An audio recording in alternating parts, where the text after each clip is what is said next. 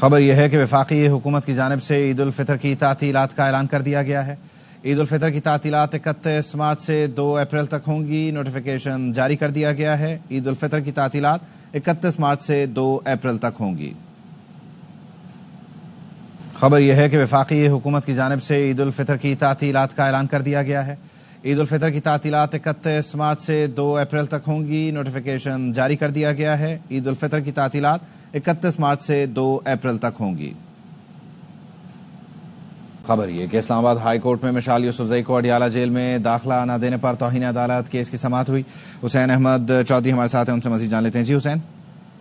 جی دیکھیے، مشال یوسفزئی کیس کی کاغذ منسوخ کرنے پر سیکشن 7 کے تحت جو ہے وہ کیس کی سماعت ہوئی ہے۔ اسلام آباد ہائی کورٹ نے ڈپٹی رجسٹرار جوڈیشل اور اسلام آباد کے جو ایڈوکیٹ جنرل نے ان کو نوٹس جاری کرتے ہوئے تحریری جواب جو ہے وہ کل تک جمع کروانے کی ہدایت کر دی ہے۔ عدالت نے کیس کی کاغذ منسوخ اور دوسرے بینچ کو منتقل کرنے پر ایڈوکیٹ جنرل اسلام آباد سے بھی جواب طلب کرتے ہوئے یہ کوشچن اٹھائے ہیں کہ کیا چیف جسٹس کے پاس ایک جج کے پاس زیر سماعت کیس اس کی مرضی کے بغیر دوسرے جج کو منتقل کرنے کا اختیار ہے؟ فرض کریں مستقبل میں ایک نہایت کرپٹ چیف جسٹس ہو تو اس کے پاس کیس اس طرح منتقل کرنے کا اختیار ہوگا؟ عدالت نے یہ بھی سوال اٹھایا کہ ایک پارٹی کے 3 کیسز ہوں اور چیف جسٹس کو درخواست دیں تو زیر سماعت کیس جو ہے وہ منتقل ہو سکتا ہے۔ جسٹس سردار اعجاز اسحاق خان نے کہا کہ کیا آپ کرپشن اور اقرا پروری کے دروازے کھول رہے ہیں؟ یہ انصاف کی عدالت کو گمراہ کرنے کی بھی مترادف ہے۔ اسلام آباد ہائی کورٹ رولز میں نہیں ہے کہ جج کی مرضی کے بغیر چیف جسٹس کیس ٹرانسفر کر دے۔ عدالت نے یہ بھی ریمارکس دیے کہ آپ ایک چیز کو انا کا مسئلہ بنا کر جو کچھ کر رہے ہیں وہ ہائی کورٹ کے بخیے ادھیڑ دے گا۔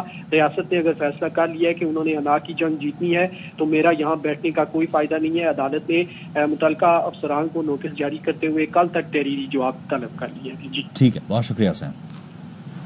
صدر مملکت آصف علی زرداری اور chairman peoples party Bilawal Bhutto آج کوئٹہ جائیں گے۔ صدر مملکت کوئٹہ میں امن و امان سے متعلق اجلاس کی صدارت کریں گے۔ وزیر اعلیٰ ہاؤس بلوچستان میں امن و امان سے متعلق اجلاس ہوگا۔ Chairman peoples party Bilawal Bhutto party عہدیداروں سے ملاقاتیں کریں گے۔ رانا ثناء اللہ کہتے ہیں بندوق اٹھانے والوں اور شناختی کارڈ دیکھ کر قتل کرنے والوں سے کسی قسم کے مذاکرات نہیں ہوں گے۔ دہشت گردی ایک جرم ہے، لاپتہ افراد یا حقوق کا معاملہ اس کا جواز نہیں ہو سکتا۔ بندوق اٹھائی ہوئی ہے وہ لوگ جو معصوم لوگوں کے قتل میں ملوث ہیں، جن کی سفاکیت کا یہ عالم ہے کہ لوگوں کو بسوں سے اتار کے اور شناختی کارڈ چیک کر کے ان کو جو ہے وہ قتل کرتے ہیں، گولیاں مارتے ہیں، تو ان کے ساتھ کسی قسم کے مذاکرات اور کوئی اگر مگر یہاں پہ نہیں ہونی چاہیے۔ حکومت کا بھی اور عسکری قیادت کا بھی بڑا کمیٹڈ ریزالو ہے۔ 19 کے گیپ سے مراد نہ مسنگ پرسن تھے، نہ وہاں پہ کوئی کرپشن اس سے مراد تھی۔ اس سے مراد یہ تھی کہ جو سول لا انفورسنگ ایجنسیز ہیں، سی ٹی ڈی ہے، پولیس ہے، اب دیکھیں نا لیبیز ہے، پنجاب میں جو سول لا انفورسنگ ایجنسیز وہ اپنا کام کر رہی ہیں، تو وہ ایجنسی جو ہے وہ کے پی کے میں کیوں نہیں کام کر رہی اس مؤثر انداز سے؟ وہ بلوچستان میں وہ کہاں ہیں؟ ان کے اوپر وہاں پہ گفتگو ہوئی ہے، مسنگ پرسنز کے اوپر بھی بات ہوئی ہے، وہاں پہ ڈیولپمنٹ کے بھی اوپر بات ہوئی ہے، ڈیولپمنٹ میں کرپشن کے اوپر بھی بات ہوئی ہے۔ یہ جو جعفر ایکسپریس کا حادثہ ہوا ہے، جو بیانیہ انڈین میڈیا دہائی دے رہا تھا، یہاں پہ ایک سیاسی جماعت کا جو سوشل میڈیا ونگ ہے وہ بھی وہی باتیں کر رہا تھا۔ اب سمجھ نہیں آ رہی تھی کہ انڈین میڈیا جو ہے وہ ان کو انڈورس کر رہا ہے یا یہ ان کو انڈورس کر رہا ہے۔ ان کو آنا نہیں چاہیے تھا، وہ آتے یا تو یہ ہے نا کہ وہ پارلیمنٹ سے ریزائن کر جائے، سہولتیں لینے، فنڈز لینے، تنخواہیں لینے کے لیے تو وہ بالکل ہر جگہ پہ پہنچے ہوتے ہیں۔ ان کو ملک کی فکر نہیں ہے، ان کو صرف اپنی فکر ہے یا اپنے لیڈر کی فکر ہے۔ وزیر اعلیٰ کے پی نے قومی سلامتی کی پارلیمانی کمیٹی اجلاس میں 9 مئی کی مذمت کی، کہا لوگ گمراہ ہو گئے تھے، انہیں سزا دیں۔ سینیٹر فیصل وارا کا پروگرام دی رپورٹرز میں دعویٰ، کہا تحریک انصاف نے اپنی انا پاکستان سے اوپر رکھی ہوئی ہے۔ ڈے تھا جدھر پی ٹی آئی کا ہونا ضروری تھا، پھر انہوں نے بہت بڑی مسٹیک کی۔ پاکستان سے اوپر آپ نے اپنا ایگو رکھا ہوا ہے، پاکستان سے اوپر آپ کی اپنی سیاست ہے، پاکستان سے اوپر آپ کا ملنا ہے۔ پارٹی کنفیوژن کا بھی اندر شکار ہے، ایک طرف آپ نہیں آ رہے اور ایک طرف گنڈا پور صاحب آ رہے ہیں۔ گنڈا پور صاحب اگر سی ایم کی کیپیسٹی میں بھی آ رہے ہیں تو پارٹی کو تو ریپرزینٹ کرتے ہیں، سی ایم تو پی ٹی آئی کی۔ سی ایم کے پی کے صاحب نے کچھ جگہوں کے اوپر 9 مئی کے واقعے کو کنڈیم بھی کیا اور کہا ان کو سزائیں دیں، وہ گمراہ ہو گئے تھے۔ ہم پہلے بھی جیتے ہیں، ہم آج بھی جیتیں گے اور کل بھی جیتیں گے، اور اس کے اوپر بڑا کلیئر کنسنسس ہے۔ کراچی کے علاقے کورنگی میں میڈیکل سٹور کے اندر لوٹ مار کے دوران ڈاکوؤں نے ایک اور نوجوان کو قتل کر دیا۔ مقتول صہیب کے والد چند لمحے قبل میڈیکل سٹور پہنچے تو دیکھا ڈاکو لوٹ مار میں مصروف تھے۔ ڈاکوؤں نے والد کی آنکھوں کے سامنے بیٹے کو قتل کیا اور فرار ہو گئے۔ افضل خان کی رپورٹ۔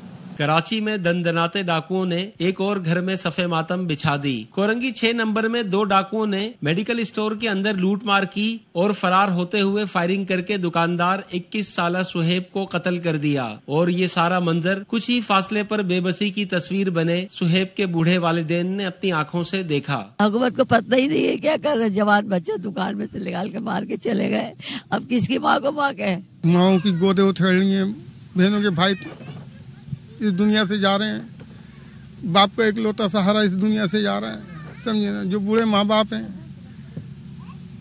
سمجھے ان کا کون وارث ہے۔ نوجوان صہیب 2 بہنوں کا اکلوتا بھائی تھا جو میڈیکل اسٹور چلا کر اپنے گھر والوں کی کفالت کرتا تھا، جس کی اچانک موت نے سارے خاندان کو شدید کرب میں مبتلا کر دیا۔ اعلیٰ حکام سے درخواست کرتے ہیں کہ ان کو کیفیت کردار تک پہنچایا جائے تاکہ اور ماحول کے لال نہ بکھرے۔ اس نے 10 سال محنت کر کے ایک مقام حاصل کرا تو آج اس کو گولی مار دی گئی۔ اس نے اپنا بزنس سنبھالا، ہمارے معاشرے میں کیا اگر کوئی کاروبار سنبھالے گا اس کو مار دیا جائے گا۔ مقتول کورنگی سیکٹر 50C کا رہائشی تھا، جس کی لاش ضابطے کی کارروائی کے بعد ورثہ کے حوالے کر دی گئی۔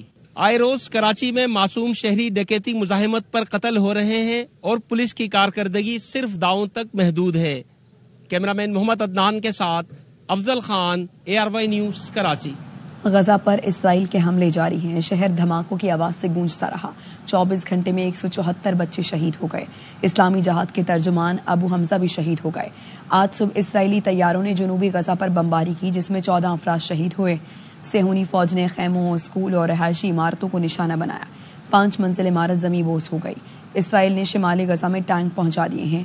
جنگی جنون میں مبتلا اسرائیلی وزیراعظم کہتے ہیں یہ بمباری ابھی شروعات ہے۔ حماس کے ترجمان اسامہ حمدان کا کہنا ہے اگر اسرائیل کو لگتا ہے کہ اس طرح کی کارروائیوں سے معاہدہ بدل جائے گا تو یہ اس کی خام خیالی ہے۔ انہوں نے معاہدے کو نقصان پہنچایا۔ 2 ماہ امن کے بعد اسرائیل کی وحشیانہ بمباری نے غزہ والوں پر قیامت ڈھا دی۔ جو بچا تھا وہ بھی برباد ہو گیا، ہسپتال لاشوں سے بھر گئے۔ اہل غزہ کہتے ہیں بین الاقوامی برادری اسرائیلی نسل کشی بند کرائے۔ غزہ پر اسرائیلی حملوں کے خلاف دنیا بھر میں مظاہرے ہو رہے ہیں۔ اسرائیلی دارالحکومت تل ابیب میں بھی ہزاروں افراد نے نیتن یاہو حکومت کے خلاف مظاہرہ کیا۔ پولیس نے مظاہرین کے نیتن یاہو مخالف بینرز پھاڑ دیے۔ نیوز بلیٹن سے فی الوقت اتنا۔ دیکھتے رہیے ARY نیوز۔